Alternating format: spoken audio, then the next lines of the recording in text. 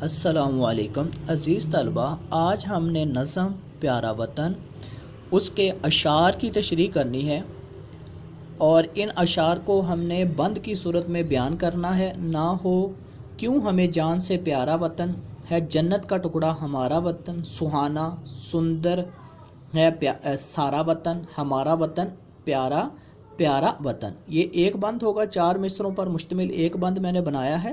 تو اس کی تشریح سنیے کہ ہمیں اپنی جان سے اپنا وطن کیوں نہ پیارا ہو۔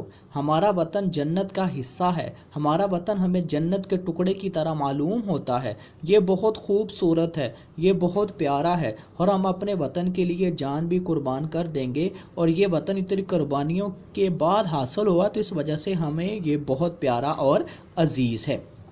اگلا بند سنیے۔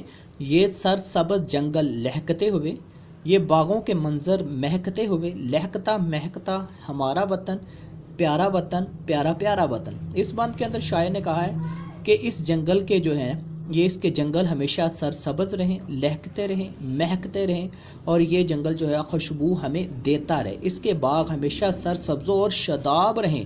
یعنی کہ شاعر کے کہنے کا مقصد ہے کہ ہمارا وطن ہے وہ ہمیشہ قائم و دائم رہے، جس طرح باغ کے اندر اس کا لہکنا، اس کا خوشبو دینا اور پھولوں کا تر و تازہ ہونا اس بات کی علامت ہوتی ہے کہ باغ ابھی لہک رہا ہے، مہک رہا ہے، اور اس میں خزاں کا موسم چھایا نہیں ہے۔ تو شاعر بھی اپنے وطن کے حوالے سے کہتا ہے کہ ہمارا وطن بھی اس باغ کی مانند ہو جائے کہ جس میں کبھی بھی خزاں نہ آئے۔